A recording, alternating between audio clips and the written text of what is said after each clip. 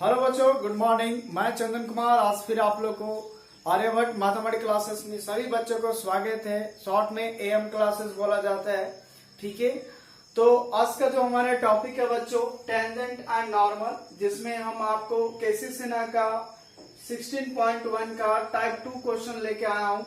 कल हमने जो 2 वीडियो अपलोड करवाए, पहला वीडियो में आपको ये चीज सिखाया गया कि टेंजेंट नॉर्मल क्या होता है, क्या डिफिनेशन है, टेंजेंट नॉर्मल को किसको बोला जाता है। उसके बाद हमने टाइप 1 में फिर आपको क्वेश्चन आंसर बताया कि टेंजेंट नॉर्मल किसे फाइंड करते हैं किसी पॉइंट पे, है ना। तो आज इसका मैं टाइप 2 लेके आया हूँ इस क्वेश्चन को। उसके बाद फिर और भी जो इसका 11 नंबर क्वेश्चन होगा उसके अकॉर्डिंग कुछ और भी कॉन्सेप्ट है वो भी बताया जाएगा आपको। तो इस चैनल पे आप लगातार बने रहें। जितने भी आप 12th का कोर्स अगर कंप्लीट करना चाहते हैं तो पूरे टॉपिक और हर क्वेश्चंस का सॉल्यूशन करवाया जाता है, और साथ में जो भी कॉन्सेप्ट आएगा आप धीरे धीरे सभी चीज को बताया जाता है। तो आप बारीकी से हर वीडियो को देखें तो पूरा सिलेबस आपको पूरा कवर करवाया जाता है, और पूरा ऑफलाइन का मजा लीजिएगा, ठीक है ना। कभी नहीं लगेगा कि हम ऑनलाइन से पढ़ रहा हूँ। बात समझ में आया ना। सो आई होप कि ये चीज को आप जरूर समझिएगा, है ना। और अगर आप वीडियो पे नए हैं तो जल्दी से सब्सक्राइब कर ले।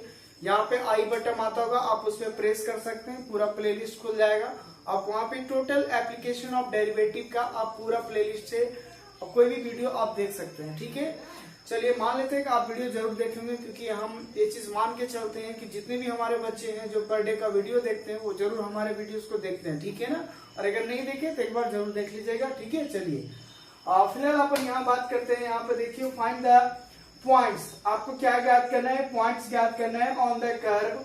क्या है? 2y is equal to 3 minus x square at which the tangent is parallel to the line x plus y equal to this, है ना। कहते हैं इस लाइन पे ये जो हमारा इसका टेंजेंट होगा वह क्या है? पैरेलल है। क्या है? पैरेलल। कहने का मतलब है बच्चों कि सपोज कीजिए कि ऐसा कोई कर्व है ना, जिसपे ये टेंजेंट पॉइंट है। तो यही पॉइंट हमें ज्ञात करना है कि ये एक्स वाई क्या होगा, और इसी के अकॉर्डिंग एक पैरेलल लाइन है जो x प्लस वाई बराबर 0 है। तो ये दोनों लाइन हमारा क्या है? पैरेलल है। तो हमको ये दोनों लाइन पैरेलल है, ये स्लोप ऑफ टेंजेंट है। तो इस पॉइंट हमें ज्ञात करना है कि कौन सा पॉइंट पे होगा जो स्लोप ऑफ टेंजेंट इस लाइन को बराबर करेंगे, यानी पैरेलल करेगा, ठीक है। और इस कर्व का इक्वेशन दिया हुआ है 2y is equal to 3 minus x square, है ना।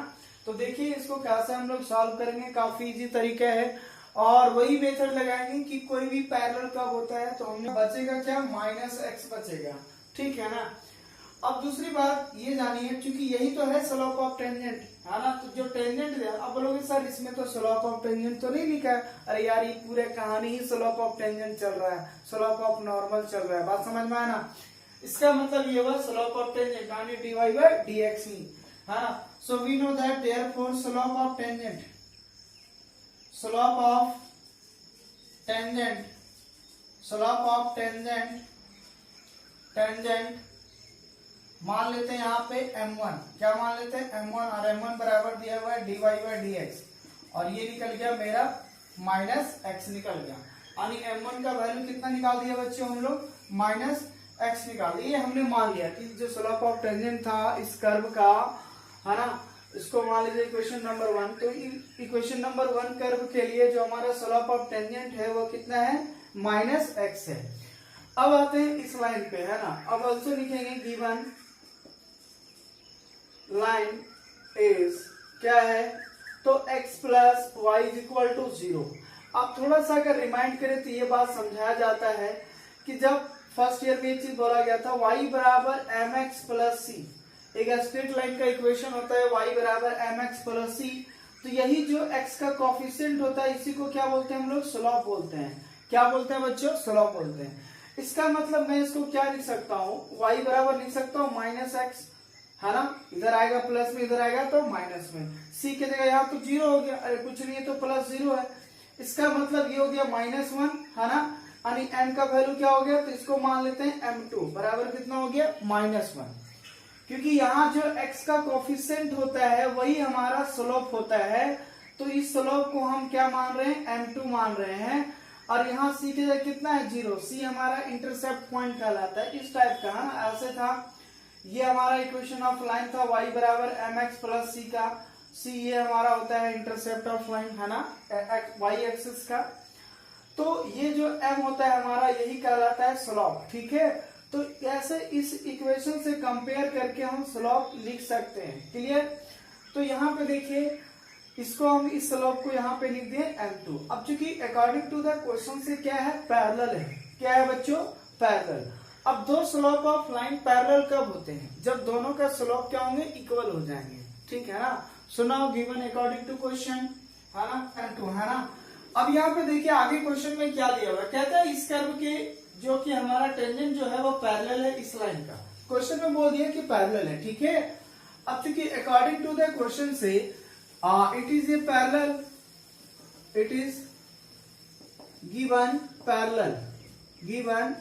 पैरेलल, है ना। इसका मतलब अगर ये पैरेलल दिया हुआ है तो दोनों स्लोप क्या होंगे, यानी m1 बराबर क्या हो जाएगा, m2 हो जाएगा, क्लियर है। तो m1 का वैल्यू है हमारा -x और m2 का वैल्यू है हमारा -1।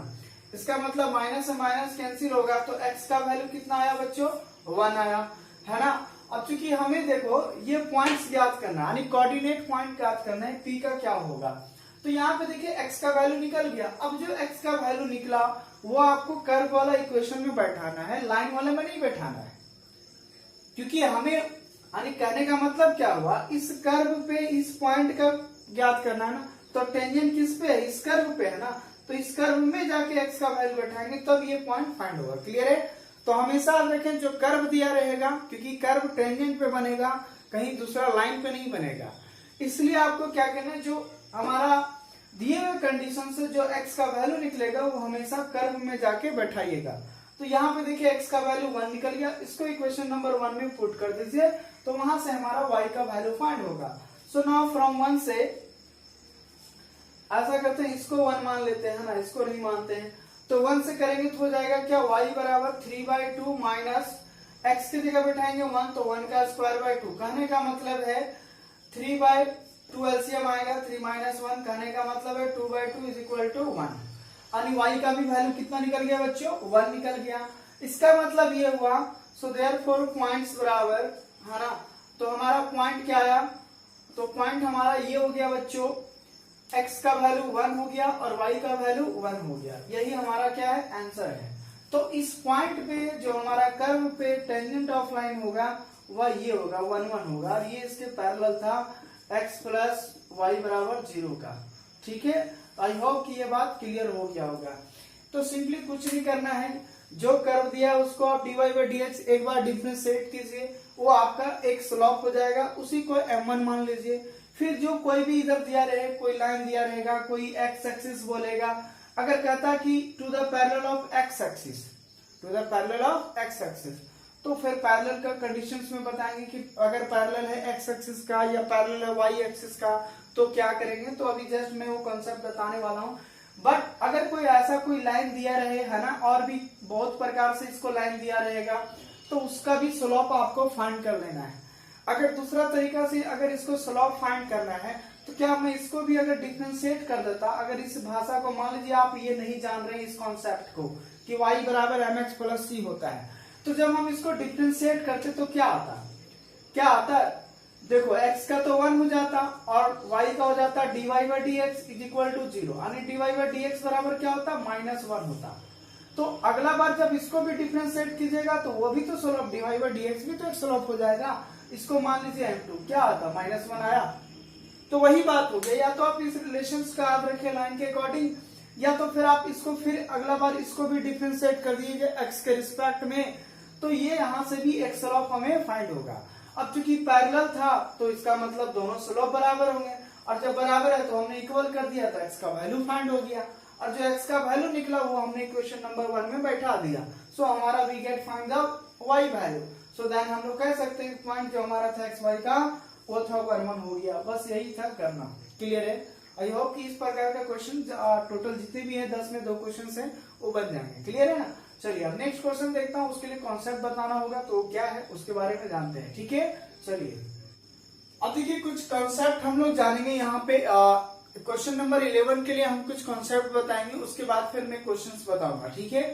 कॉन्सेप्ट हमारा ये है, यहाँ पे देखिए आप नोट कर लीजिए कॉन्सेप्ट। कॉन्सेप्ट हमारा ये है कि देखिए, अगर कोई एक पहला नंबर, एक slope of tangent parallel to y axis या x axis, parallel to x axis, ये 11 मत समझिएगा, ये पैरेलल लिखा हुआ है, बात समझ में आया। अगर स्लोप ऑफ टेंजेंट पैरेलल है x एक्सिस के, किसका है, x एक्सिस का, उस समय देन तब हमारा जो स्लोप ऑफ टेंजेंट होगा यानी dy बाई dx वो क्या होगा, 0 के बराबर होगा। बच्चों याद रखिएगा, जब भी हमारा स्लोप ऑफ टेंजेंट अगर x एक्सिस का पैरेलल है उस समय dy बाई dx क्या होंगे, 0 होंगे। ठीक है। दूसरा कंडीशन यही बात, अगर स्लोप ऑफ टेंजेंट पैरेलल होंगे, स्लोप ऑफ टेंजेंट पैरेलल होंगे टू y एक्सिस का, किसका होंगे बच्चों, y एक्सिस का, उस समय स्लोप ऑफ टेंजेंट क्या होता है, देन तब जो हमारा dy बाई dx होता है वह अनडिफाइंड होता है। क्या होता है बच्चों, अनडिफाइंड। कहने का मतलब है tan 90 डिग्री और tan 90 डिग्री का वैल्यू अनडिफाइंड होता है। ठीक है, इसलिए यहाँ पे क्या होता है, अनडिफाइंड हो जाता है। अब इसमें एक चीज याद रखिएगा, जब हमारा स्लोप ऑफ टेंजेंट अगर y एक्सिस का पैरेलल है और वहां पे हमें पॉइंट फाइंड करना है तो dy बाई dx तो अनडिफाइंड हो गया। तब वैसा सिचुएशन के लिए हम लोग क्या करेंगे, खुद से इटसेल्फ, है ना, खुद से हम लोग एक y का वैल्यू लेंगे, जो dy बाई dx को अनडिफाइंड करे। एग्जाम्पल होगा, वो बात समझ में आने लगेगा धीरे धीरे कि क्या चीज मैं बोल रहा हूं। फिलहाल ये समझिए, अगर कोई y एक्सिस का पैरेलल है स्लोप ऑफ टेंजेंट तो dy बाई dx अनडिफाइंड होता है। वैसा सिचुएशन में खुद से हम y का एक वैल्यू लेंगे, जो dy बाई dx को क्या करे, अनडिफाइंड करे। तो मैं ये बात यहां पे लिख देता हूं, ठीक है ना। So we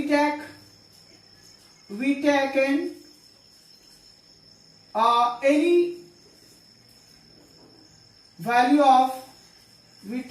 any value of y, है ना, then dy by dx is undefined, है ना। यानी हम लोग क्या करेंगे, खुद से कोई भी एक वैल्यू लेंगे y का जो dy बाई dx को क्या करे, अनडिफाइंड करोगे, तब हमारा एक कोऑर्डिनेट का y वैल्यू पता चल जाएगा।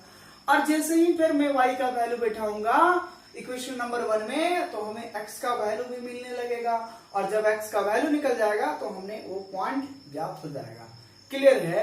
तो चलिए मैं क्वेश्चंस लेता हूं, 2 क्वेश्चन लूंगा, एक इसके अकॉर्डिंग, मैं एक इसके अकॉर्डिंग, दोनों बात बताऊंगा पूरी तरीके से, ये पूरे क्लियर हो जाएगा, कोई दिक्कत नहीं होगा। क्लियर है। चलिए क्वेश्चन देखता हूं क्या है। यहाँ पे देखिए बच्चों, एक हमारा क्वेश्चन है 11 नंबर का, है ना, 11 का मैं ले रहा हूं यहाँ पे 2 नंबर क्वेश्चन। कहता है y is equal to this at which the tangent is parallel to x axis। यानी ये जो हमारा y बराबर दिया हुआ x square minus 4x plus 32, जो कि क्या है, टेंजेंट है, वह पैरेलल है किसका, x एक्सिस का। यानी जो स्लोप ऑफ टेंजेंट है इस कर्व के लिए जो होगा, उसमें जो हमारा टेंजेंट होगा वह किसके पैरेलल है बच्चों, x एक्सिस का पैरेलल है। अगर ये x एक्सिस का पैरेलल है तब हम दिमाग लगाएंगे कि अगर स्लोप ऑफ टेंजेंट पैरेलल हो जाता है x एक्सिस का, उस समय हमारा dy बाई dx क्या होते हैं, 0 होते हैं। तो हमें पॉइंट फाइंड करना है कि आखिर वैसा कौन सा पॉइंट था जो स्लोप ऑफ टेंजेंट को मजबूर किया उसको पैरेलल होने के लिए x एक्सिस के अकॉर्डिंग। बात समझ में आ रहा है। तो देखिए क्या था वो पॉइंट। सो देखिए यहाँ पे कैसे निकालेंगे, है ना। सिंपल, पहले आराम से प्यार से सोल्यूशन लिखेंगे, है ना। गिवन कर्व या given that y is equal to दिया हुआ है x square minus 4x minus 32। पहले क्या करेंगे, dy बाई dx निकालेंगे, क्योंकि पूरी कहानी भैया dy बाई dx पे चला है। तो पहले हम लोग क्या करते हैं, dy बाई dx को फाइंड करते हैं। ओके, सो यहाँ पे जाएगा dy by dx is equal to x square का डिफरेंशिएशन क्या होगा बच्चों, 2x होगा। ओके, उसके बाद 4x का क्या होगा, 4 होगा। उसके बाद 32 का क्या होगा 0 होगा, है ना। इसका मतलब ये हुआ, और यही तो है हमारा slope of tangent. dy by dx क्या है, स्लोप ऑफ टेंजेंट है। इतनी तो बात समझ में आनी चाहिए, right. So slope of tangent is equal to therefore slope of tangent यानी dy by dx is equal to कितना है बच्चों 2x माइनस 4। ओके, अब so now we know that if a slope of tangent is parallel to x-axis then we write dy by dx is equal to 0. okay, so यहाँ पे हम लोग कह सकते हैं so therefore yeah we know that it is parallel to x-axis then अगर ये parallel है x-axis का उस समय हमारा dy by dx is equal to क्या होगा बच्चों 0 होगा। इसका मतलब ये हुआ dy बाई dx का वैल्यू कितना है हमारा 2x minus 4 is equal to क्या हो जाएगा बच्चों 0 होगा। इसका मतलब हो गया 2x इज इक्वल टू 4, इसका मतलब हो गया x बराबर 4/2, करने का मतलब 2 2 जा 4, करने का मतलब है 2, यानी x का वैल्यू कितना निकल गया 2 निकल गया। अब रहा सवाल कि ऐसा क्या करें जो y का वैल्यू हमें फाइंड हो, है ना। तो देखिए क्या करेंगे बच्चों, प्यारे बच्चों, अभी हमने जस्ट बताया था अगर आपका x का वैल्यू निकल जाता है तो जो दिया हुआ कर्व होगा उसी में बैठाएंगे तब हमें y फाइंड होगा। और इसलिए ऐसा इसलिए करेंगे बिकॉज उसी कर्व पे तो हमें पूरा टेंजेंट का कहानी निकालना है। वो कर्व नहीं होगा तो टेंजेंट नहीं होगा तो फिर क्वेश्चन नहीं होगा, फिर कहानी खत्म हो गई। बात समझ में आना। तो ये जो x का वैल्यू जो निकल गया हमारा 2, उसको आप क्या कीजिए इक्वेशन नंबर 1 में पुट कर दीजिए। तो यहां लिखेंगे है ना put x equal to 2 in equation 1, है ना। So therefore y is equal to हो जाएगा, यहाँ 2 बैठाएंगे, 2 का स्क्वायर करेंगे तो 4 माइनस 4 दूना 8 हो जाएगा, यहाँ करेंगे 32 रहेगा। कहने का मतलब है 4 माइनस 32 और माइनस 8 हो जाएगा 30 और 40 हो जाएगा, यानी 40, और 40 में 4 गया तो माइनस 36। सो देयरफॉर हम लोग कह सकते हैं देयरफॉर पॉइंट्स इज क्या होगा, तो पॉइंट हमारा निकल गया x का वैल्यू 2 और y का वैल्यू माइनस 36। तो यही हमारा आंसर हो गया। और इस कर्व के लिए जो उस कर्व पे जो हमारा टेंजेंट होगा उस पॉइंट जो होगा यही पॉइंट पे हमारा टेंजेंट पॉइंट होगा जो कि x एक्सिस का क्या होगा बच्चों पैरेलल होगा, है ना। तो आई होप कि ये बात क्लियर हो गया होगा फर्स्ट कॉन्सेप्ट का मतलब क्या होगा, है ना। तो जब भी ऐसा दिया रहे और x एक्सिस का पैरेलल बोले तो dy बाई dx बराबर 0 पुट कीजिएगा, उसके बाद x का वैल्यू निकल जाएगा। अब बोलेंगे सर यहाँ पे देखिए ये कोई भी हो सकता है, कभी ऐसा होगा ये तो सिंपल आ गया लीनियर फंक्शन में, कभी यहाँ क्वाड्रेटिक इक्वेशन फॉर्म में आएगा, कभी क्यूबिक फॉर्म में आएगा। तो जैसा जैसा इक्वेशन होगा वैसा उसका रूट आएगा, है ना। यहाँ पे x का घात 1 था तो एक वैल्यू आया। अगर ये क्वाड्रेटिक इक्वेशन में आता द्विघात समीकरण में तो यहाँ 2 वैल्यू आता ना x का वैल्यू, तो अगर 2 वैल्यू आता तो y के लिए भी हमारा 2 वैल्यू हो जाता, है ना। तो याद रखिएगा यहाँ कोई भी इक्वेशन बना सकता है, बस इसको यहाँ पे आपको फैक्टर करना आना चाहिए। क्लियर हो गया ना, आई होप कि ये बात क्लियर हो गया होगा। अब चलते हैं इसके अकॉर्डिंग हम क्वेश्चन लेते हैं। पैरेलल टू y एक्सिस के अकॉर्डिंग, जब y एक्सिस के पैरेलल होगा तब हमारा क्या सिचुएशन होगा, क्लियर है। तो देखते हैं इस टाइप का क्वेश्चन क्या है। अब यहाँ पे देखिए बच्चों एक एग्जांपल क्वेश्चन ले रहा हूं, ये एग्जांपल नंबर क्वेश्चन है, ठीक है। इस एग्जांपल के माध्यम से आपको ये समझाने का प्रयास करेंगे कि अगर कोई y एक्सिस का पैरेलल है तो हमारा वह कौन सा पॉइंट होगा, यानी कौन सा कर्व पे वो पॉइंट था स्लोप ऑफ टेंजेंट का जो उस समय y एक्सिस को क्या कर रहा है पैरेलल कर रहा है। कहने का मतलब है कोई एक ऐसा कर्व होगा जो ये y एक्सिस का क्या करेगा बच्चों पैरेलल करेगा, है ना। ये दोनों क्या होंगे बराबर होंगे। तो यही हमारा पॉइंट फाइंड करना है कि क्या होगा पॉइंट। तो देखिए इस क्वेश्चन का कैसे हम लोग सोल्यूशन करते हैं। यहाँ पे देखिए कहने का मतलब है अभी जस्ट बताया अगर स्लोप ऑफ टेंजेंट पैरेलल है y एक्सिस का तो dy बाई dx क्या होगा अनडिफाइंड होगा। सो देन हम फिर अपने से खुद से y का वैल्यू लेंगे जो उसको अनडिफाइंड करेगा, ठीक है। चलिए देखिए पहले लिखेंगे जो दिया हुआ है सो यानी x square plus y square minus 2x minus 4y plus 1 is equal to 0।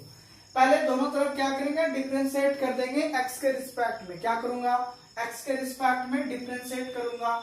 तो एक्स स्क्वायर का हो जाएगा बच्चों 2x वाई स्क्वायर का होगा 2y और फिर y का होगा dy बाई डी एक्स, फिर 2x का हो जाएगा 2, 4y का हो जाएगा 4 into d y by d x हो जाएगा, 1 का हो जाएगा 0 इज इक्वल टू 0, और इधर 0 का करेंगे तो क्या होगा बच्चों 0 होगा। ओके, सो यहाँ पे आप देखिए क्या करते हैं, d y by d x को एक साथ रखता हूँ, तो यहाँ 2y into d y by d x और -4 into d y by d x, और बाकी बात को उधर भेज रहा हूँ, तो इधर माइनस में प्लस में 2x है, इधर आएगा माइनस में 2x, और यहाँ पे देखिए इधर ये आपका माइनस में 2 है, इधर आएगा +2, है ना।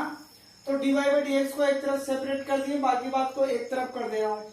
यहाँ पे देखिए क्या करते हैं, यहाँ पे 2 d y by d x common लेता हूँ बच्चों, तो यहाँ बचेगा y और यहाँ पे बचेगा -2, है ना। देखिए ध्यान से, यहाँ हो जाएगा 2y into d y by d x, 2 दूना 4 d y by d x हो जाएगा, और यहाँ पे भी क्या करते हैं -2 कॉमन लेता हूँ, तो यहाँ पे हो जाएगा x-1, क्या होगा बच्चों x-1 होगा। क्या ख्याल है, 2 से 2 कैंसिल हो जाएगा, है ना।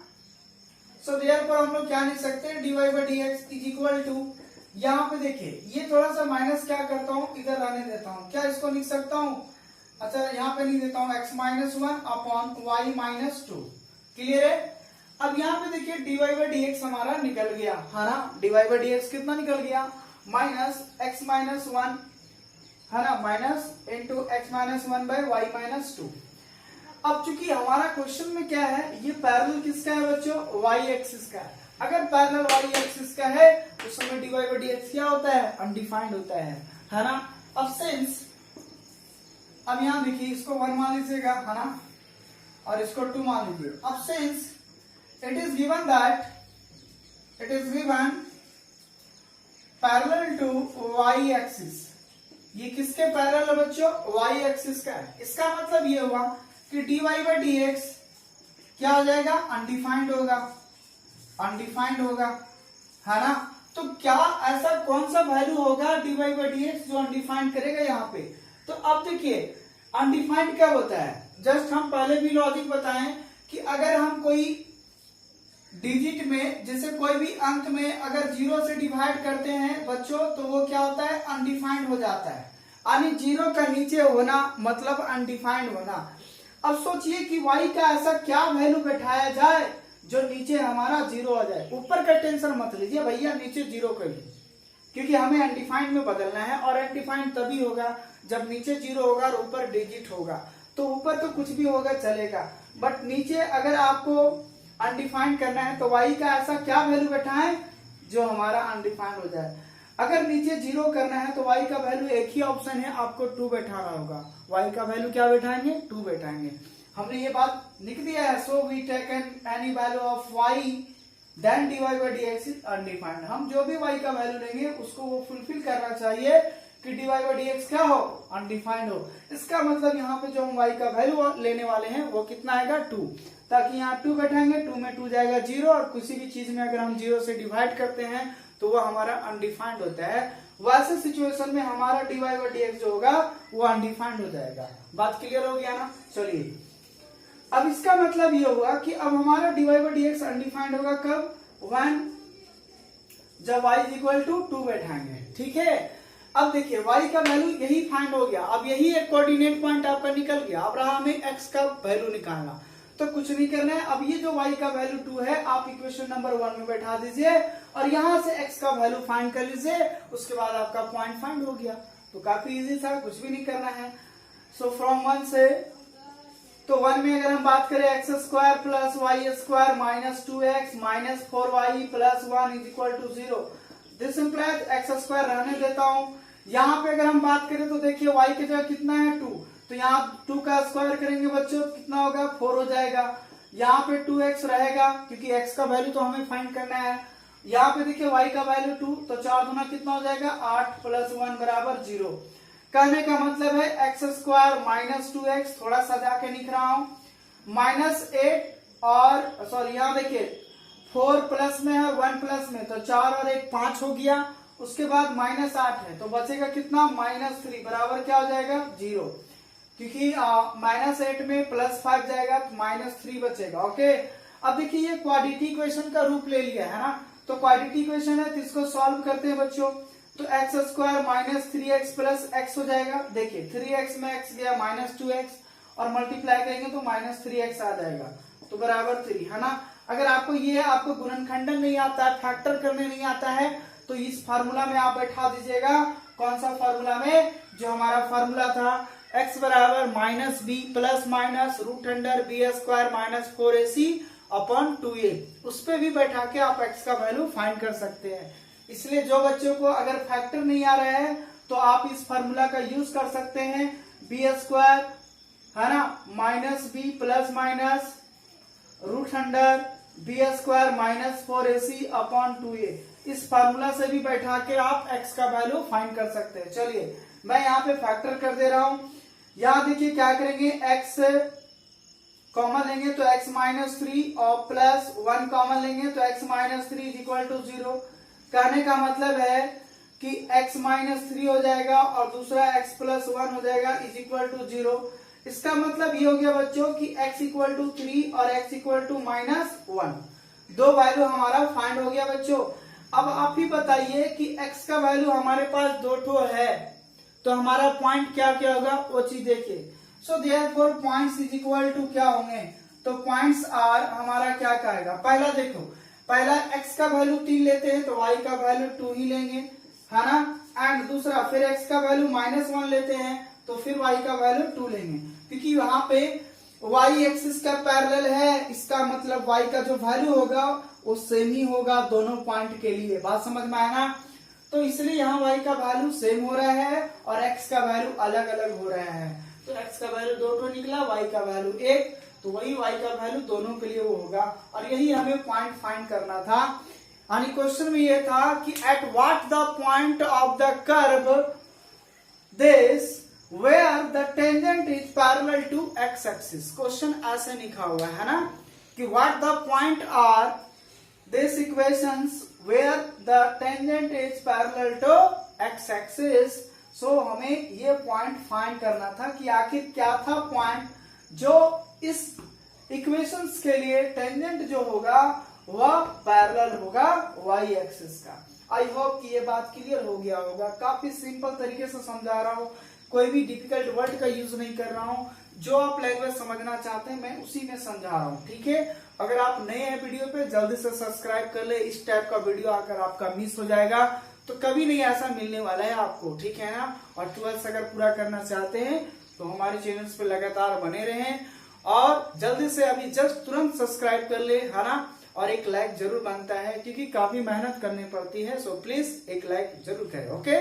चलिए तो अब हम लोग नेक्स्ट पार्ट में मिलेंगे टाइप 2 का क्वेश्चन लेके। टाइप 1 में इतने सारे टाइप 2 में इतनी सारी क्वेश्चन था। अगला पार्ट में हम लोग आएंगे टाइप 3। यही एक्सरसाइज होगा 16.1 केसी सीना का। अब किसी का मन में सवाल यह आता है कि सर हम तो आर डी शर्मा पढ़ते हैं, हम तो एनसीईआरटी पढ़ते हैं, हम तो आर एस अग्रवाल पढ़ते हैं, इसका मतलब ये क्या हुआ। तो देखो बच्चों, कुछ भी पढ़ाएं एक बुक प्रॉपर लेके इसलिए पढ़ा रहा हूं ताकि आप पढ़ सके, है ना। आप कोई भी बुक पढ़ते हो हमें कोई इतराज नहीं है। आप जो भी अगर क्वेश्चन कोई प्रॉब्लम है तो हमारे व्हाट्सएप ग्रुप पे ऐड होइए, आपको जरूर उसका सोल्यूशन बताया जाएगा। और रहा सवाल कोई भी बुक से फॉलो करने का तो आप कीजिए, कॉन्सेप्ट तो यही ना काम करेगा। ऐसा थोड़ी ना कि अदर बुक में वाई एक्सिस का पैरेलल के लिए dy बाई dx कुछ और हो जाएगा, क्या नहीं होगा। तो सिर्फ कॉन्सेप्ट को समझिए और एग्जाम्पल के तौर पे आप इसको लीजिए और उसका एक्सरसाइज बनाने का प्रयास कीजिए। इसलिए कोई मायने नहीं रखता आप कौन सा बुक फॉलो करते हैं, ठीक है। आई होप को इस बात को अच्छे से आप केयर किए होंगे और समझे भी होंगे, ठीक है।